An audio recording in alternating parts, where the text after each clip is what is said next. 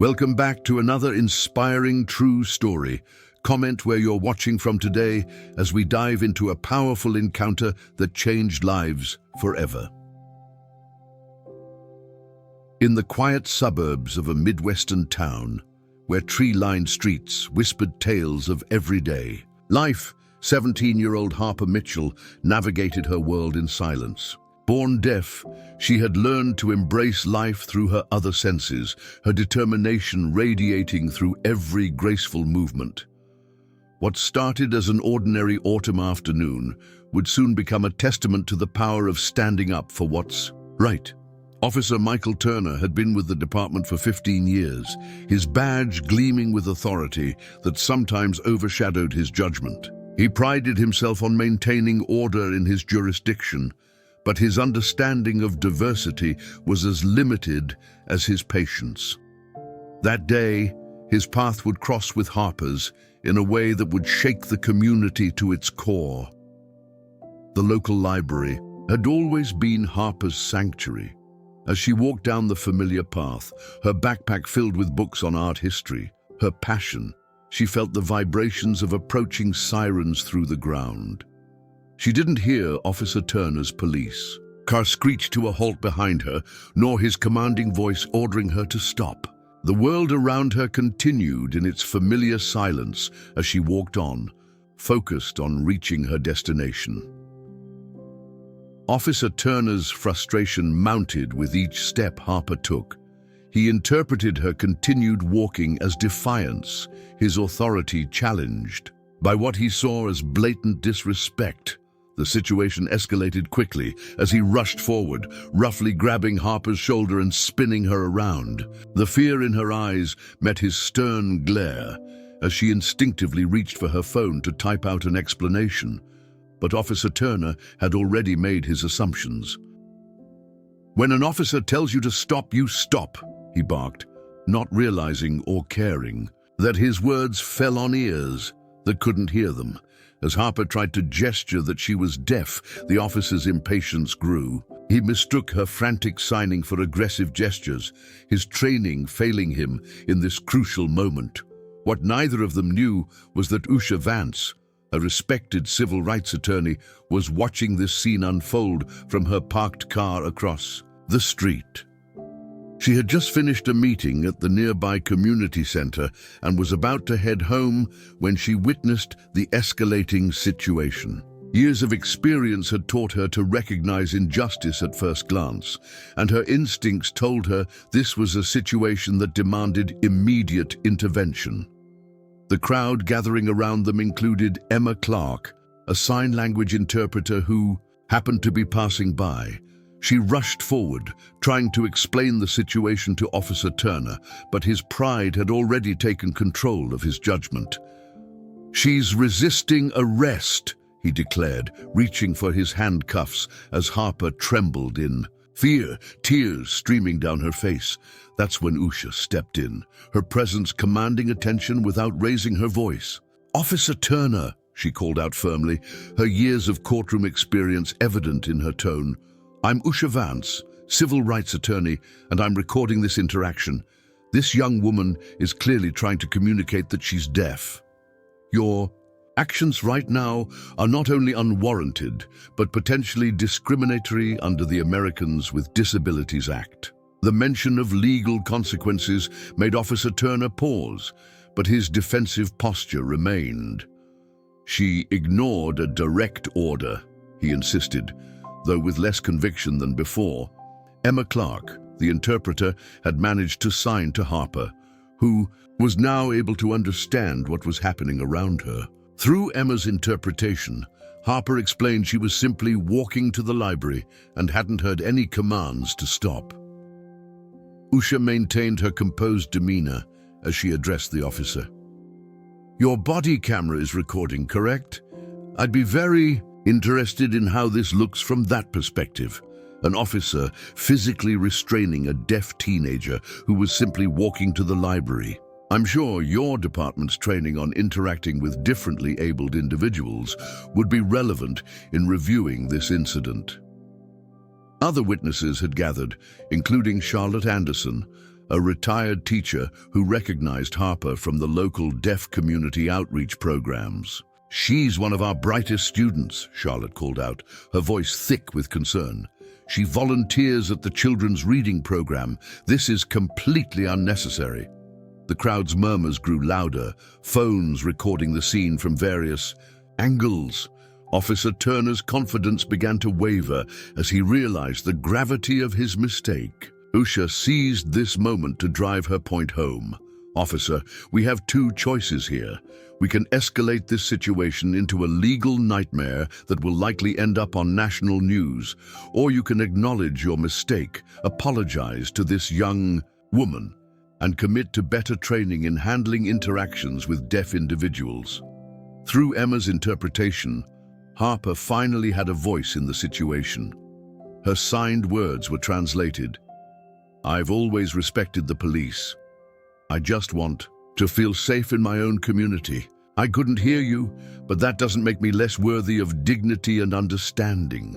The sincerity in Harper's message, combined with the professional pressure from Usha and the growing public witness, finally broke through Officer Turner's defensive wall. His posture softened, and for the first time he really looked at the young woman before him, not as a threat to his authority, but as a member of his community who deserved his protection. I apologize," he said, his words both translated by Emma and carrying the weight of genuine remorse. "I should have assessed the situation better." Usha nodded approvingly but wasn't finished. She pulled out her business card and handed it to both Harper and Officer Turner. "I'll be following up with your department about implementing mandatory training for interactions with deaf individuals. This shouldn't happen to anyone else." The crowd began to disperse, but the impact of the moment lingered. Benjamin Roberts, a local news reporter who had captured the entire incident, approached Usha for a statement. "This isn't just about one incident," she explained. "It's about recognizing that our community's diversity is its strength. Law enforcement must be equipped to protect and serve everyone, regardless of their abilities." In the days that followed, the incident sparked important changes in the police department. Officer Turner, humbled by the experience, became an advocate for disability awareness training. Harper, with Usha's encouragement, started speaking at police training sessions, sharing her perspective and helping officers understand the challenges faced by the deaf community. The library, where Harper had been heading that day, became a hub for community dialogue. Sophia Green, the head librarian, established a monthly forum where law enforcement and differently abled community members could meet, learn from each other, and build understanding. Officer Turner was often seen there, learning basic sign language from Harper herself. Usha Vance's intervention had transformed a potential tragedy into a catalyst for change. Her willingness to stand up, speak out, and demand better had rippled through the community, touching lives far beyond that autumn afternoon. Harper's courage in sharing her story inspired others to advocate for themselves and their loved ones. As news of the incident spread, it became clear that this wasn't just about one officer or one deaf teenager.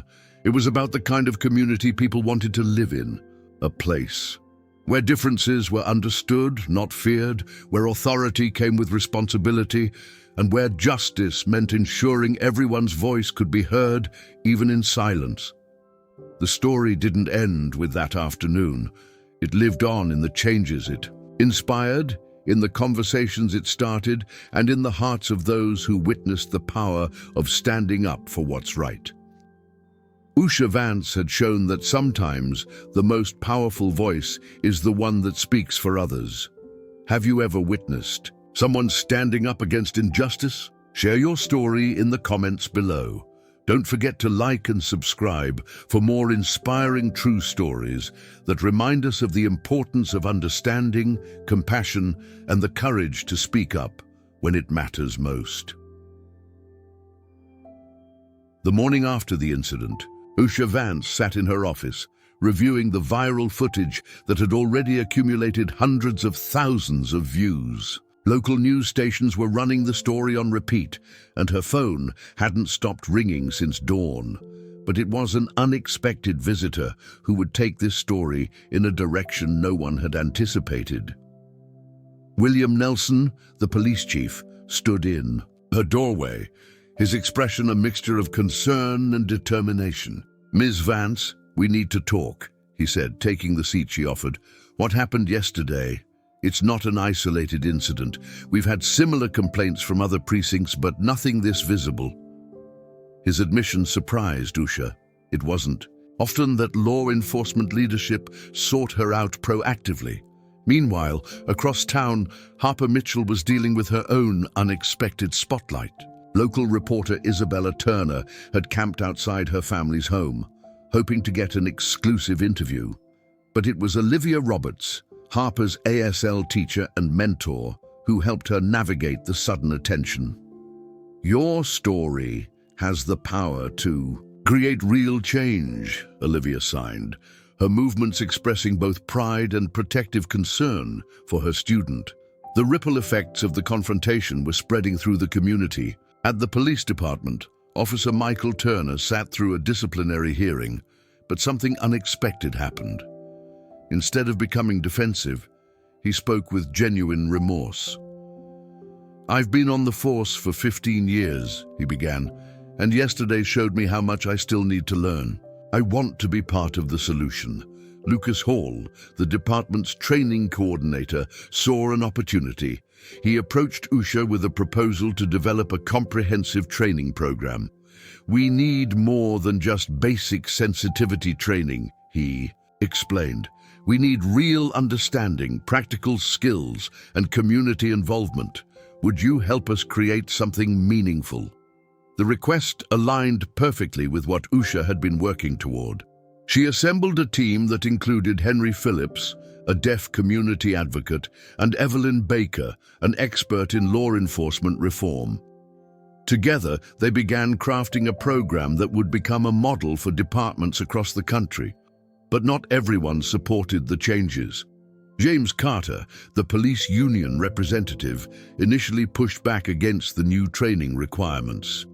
"Our officers are already overwhelmed with protocols," he argued during a heated meeting. "Adding more mandatory training hours isn't the answer." That's when Alexander Green, a veteran officer who had a deaf sister, stood up.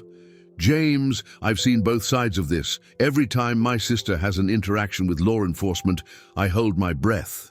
We're not just talking about protocols. We're talking about people's lives, about building trust with communities we've often failed to understand." The dynamic shifted when Noah Scott, a deaf firefighter, shared his experiences working alongside law enforcement. His perspective helped bridge the gap between the two sides, showing how communication barriers could be overcome with proper training and understanding. In emergency situations, clear communication can mean the difference between life and death. His interpreter conveyed to the rapt audience. Harper's role in all this continued to grow. With support from her parents and Olivia Roberts, she began speaking at community forums. Emma Anderson, a local videographer, helped her create powerful, educational content that quickly went viral on social media.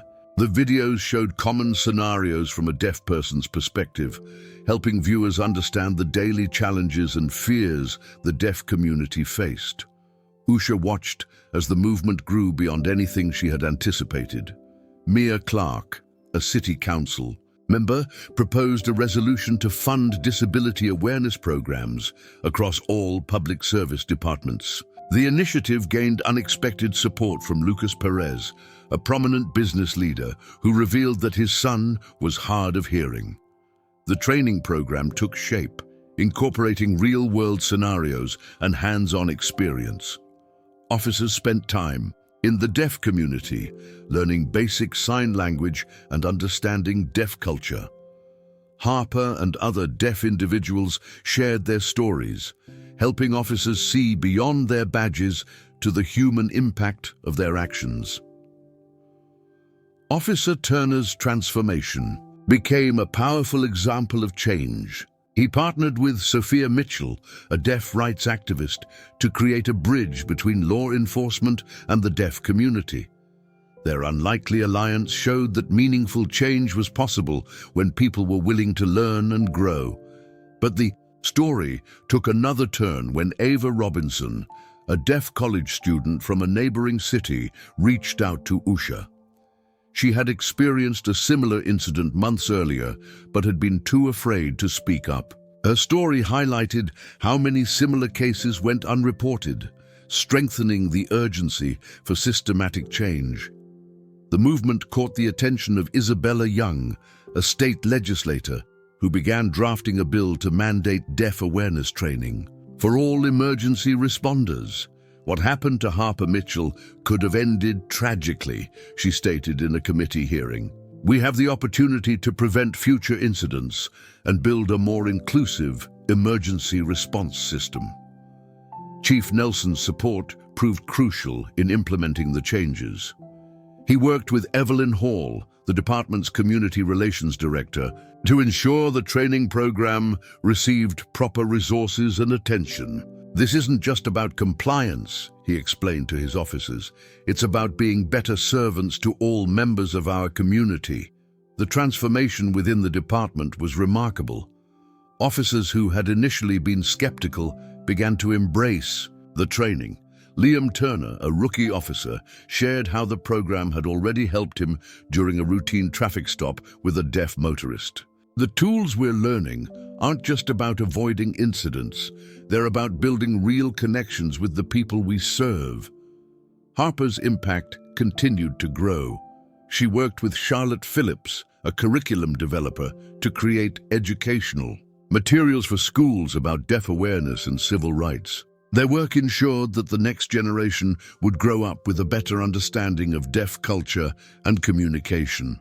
The local library, where the incident had occurred, became a hub for community healing. Librarian Sophia Green organized regular events bringing together law enforcement and the deaf community for casual interactions and learning opportunities. These meetings helped break down barriers and build genuine relationships.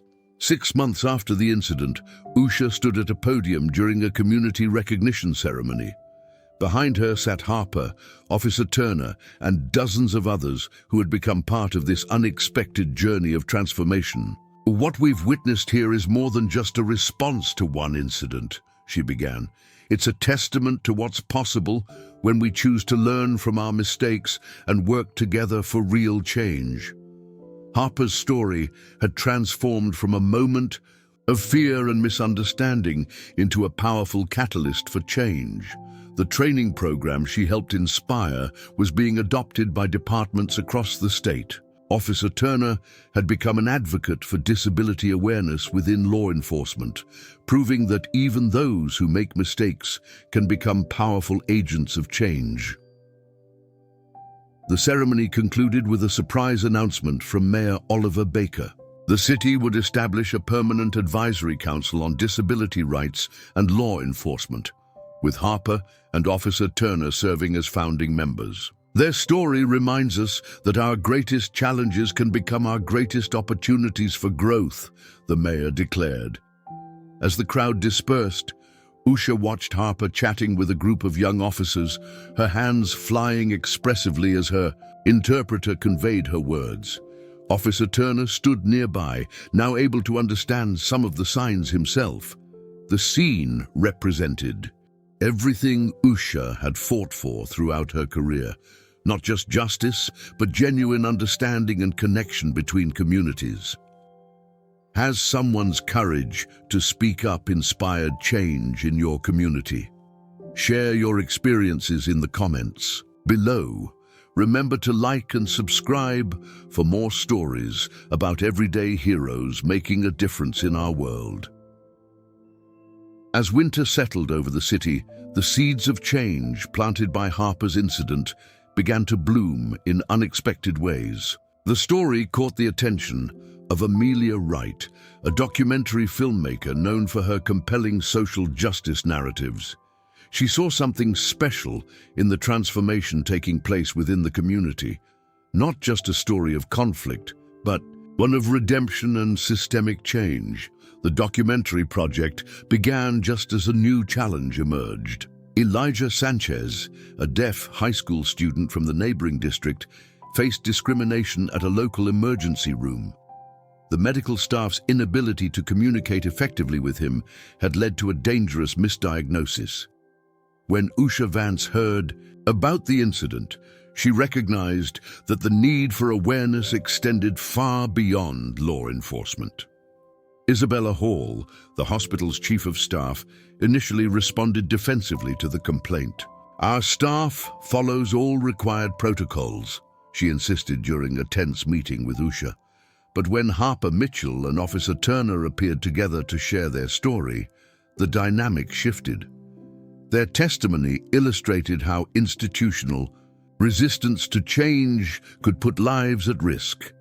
The hospital incident sparked a broader conversation about accessibility in emergency services. Grace Nelson, the city's emergency management director, approached Usha with an ambitious proposal.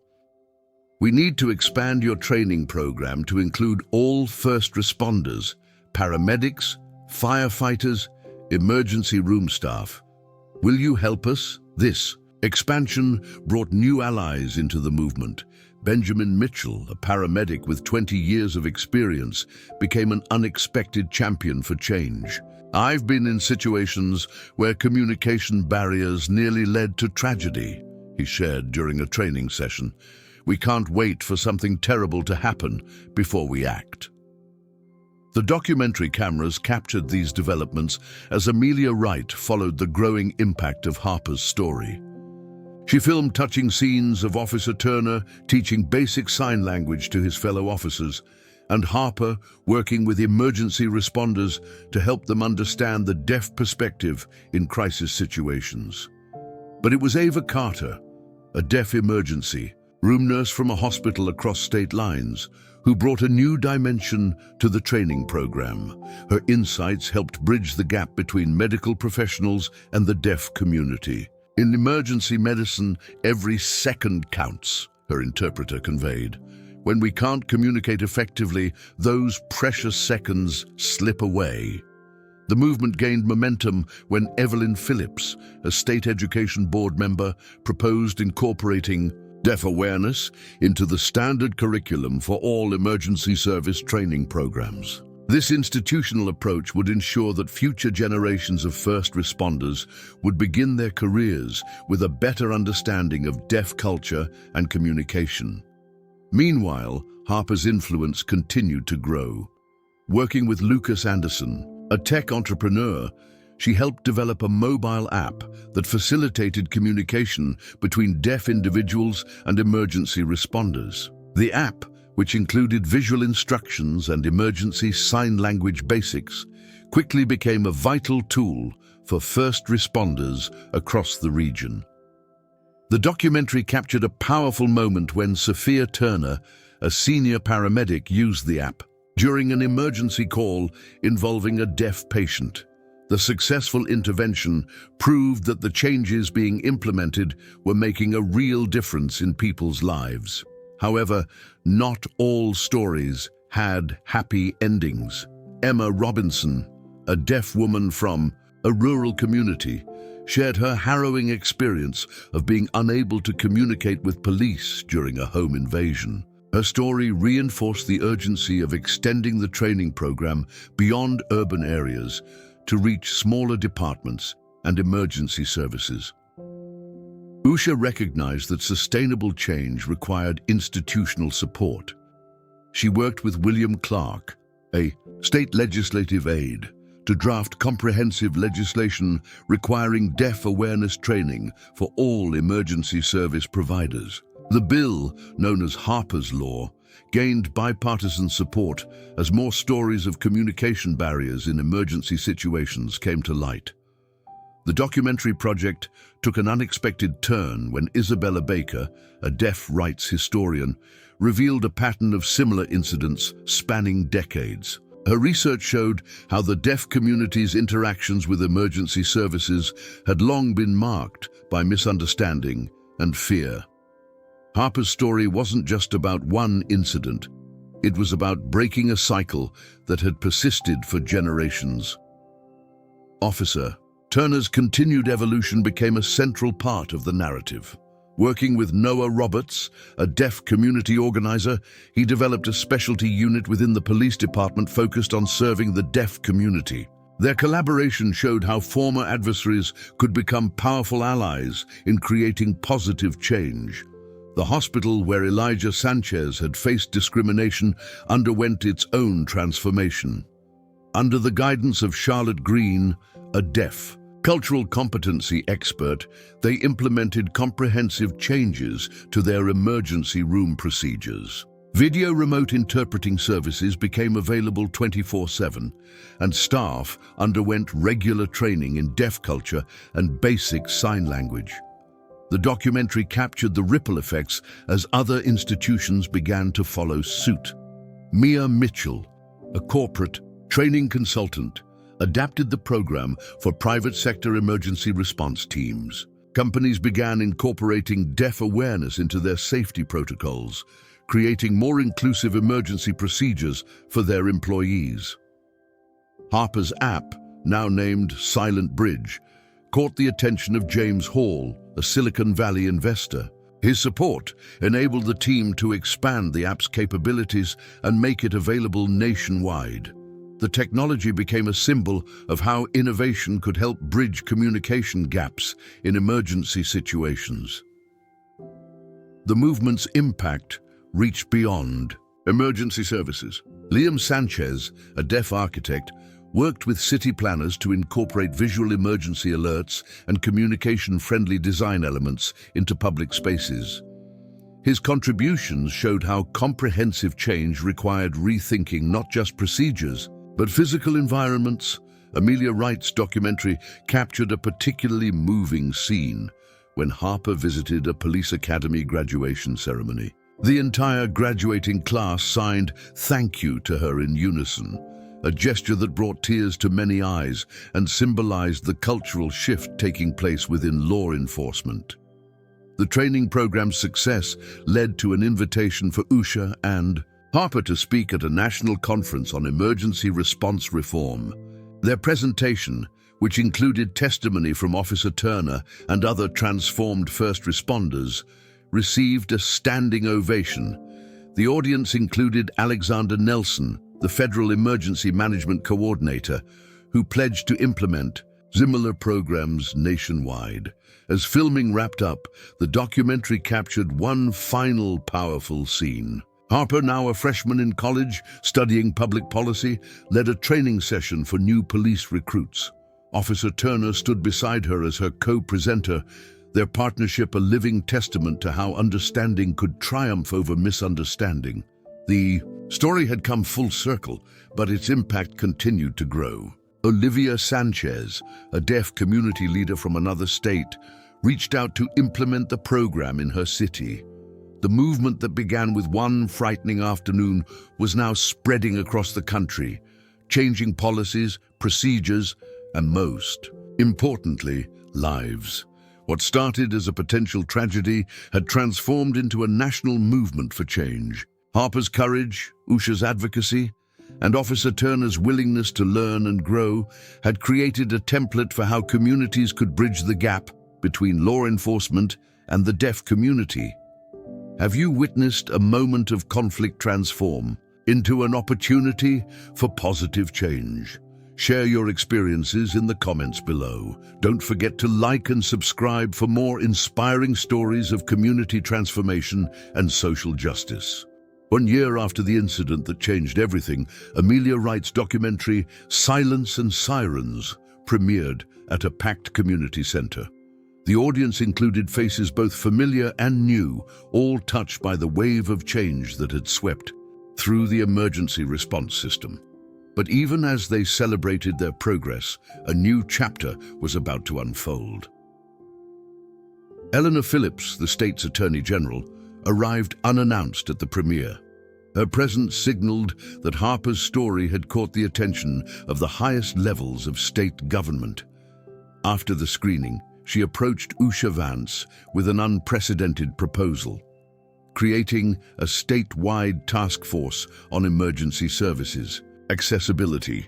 With Harper Mitchell and Officer Turner as key advisors, the task force's formation coincided with a series of eye-opening revelations. Daniel Baker, a data analyst, had compiled statistics showing that deaf individuals were 5 times more likely to experience adverse outcomes during emergency situations than their hearing counterparts. These numbers gave new urgency to their mission.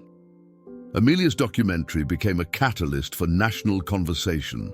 When Julia Roberts, a prominent news anchor, featured the story on her primetime show, the response was overwhelming. Deaf communities across the country began reaching out, sharing their own experiences and seeking guidance on implementing similar programs. The spotlight brought both opportunities and challenges. Gabriel Anderson, a skeptical police union official from another state, initially criticized the program as unrealistic for smaller departments. But when Harper and Officer Turner traveled to his jurisdiction to demonstrate the practical benefits, his perspective shifted dramatically. The Silent Bridge app continued to evolve under the guidance of Lucas Hall, a deaf software engineer, who joined the development team. He introduced features that could help first responders understand not just basic sign language, but also deaf culture and etiquette.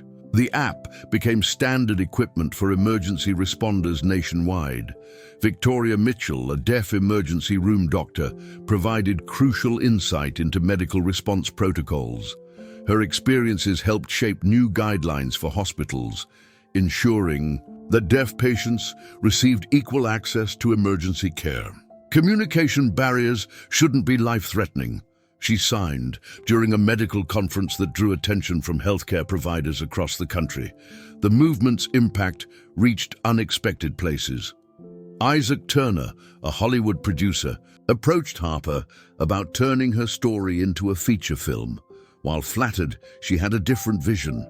Instead of a movie about her experience, she wanted to create educational content that could save lives. This led to a series of training videos that would be used in emergency response programs nationwide. Officer Turner's journey continued to inspire others in law enforcement. Working with Adrian Clark, a police academy instructor, he developed a comprehensive curriculum that became mandatory for police cadets across the state. Their approach emphasized not just communication techniques, but also empathy and cultural understanding. The ripple effects touched private industry as well. Sarah Green, a corporate security director, implemented the training program across her company's global operations. This initiative showed how deaf awareness could be integrated into workplace safety protocols, creating more inclusive emergency response systems in the private sector. Harper's influence extended into education. Now a junior in college studying public policy, she worked with Marcus Hall, a curriculum specialist, to develop programs teaching children about disability rights and emergency preparedness. Their materials helped young people understand the importance of inclusive emergency services from an early age.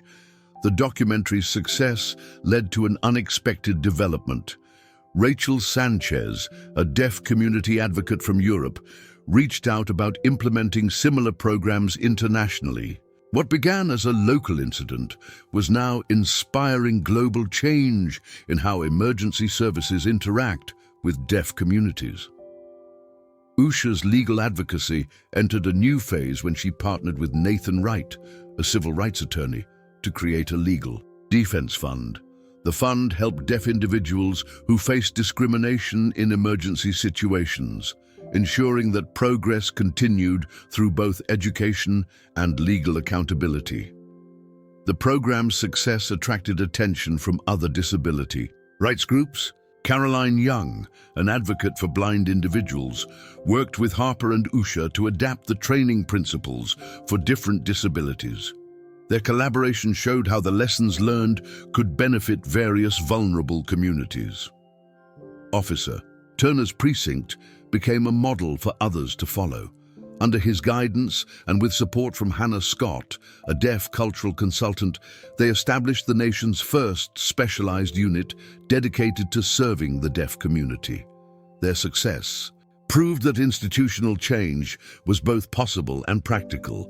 The documentary's impact continued to grow.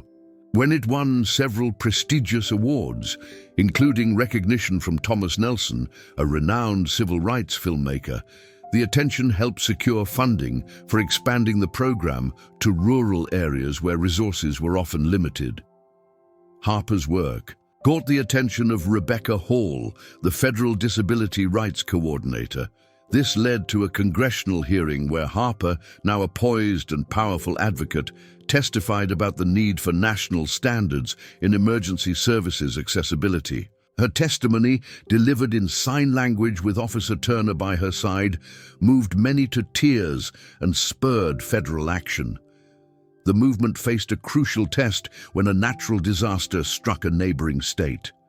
The emergency response protocols developed through Harper's program proved invaluable in helping deaf residents during the crisis. This real-world validation showed that their work was literally saving lives. As the program's second year drew to a close, Usha reflected on how far they had come. Working with Maria Phillips, a grant writer, they secured funding to establish a permanent training center. The facility would ensure that their work continued to evolve and adapt to changing needs. The story came full circle when Harper was invited to give the commencement speech at the Police Academy's graduation ceremony. Standing before the newest generation of officers, she shared her vision of a future where no one would fear asking for help because of who they were or how they communicated. Officer Turner, now a nationally recognized expert in deaf community relations, stood proudly watching his former adversary become one of his greatest teachers. Their journey from confrontation to collaboration had become a blueprint for positive change in emergency services across the country. The documentary's final scene showed Harper and Officer Turner teaching together at a National Emergency Responders Conference. Their presentation ended with a powerful moment as the entire audience of first responders signed in unison, "We hear you."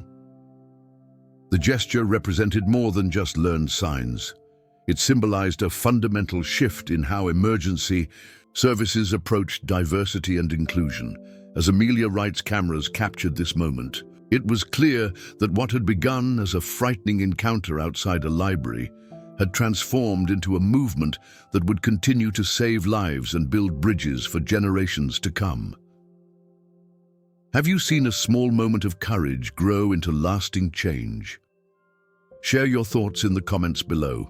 Remember to like and subscribe for more inspiring stories of individuals who dare to make a difference in their communities.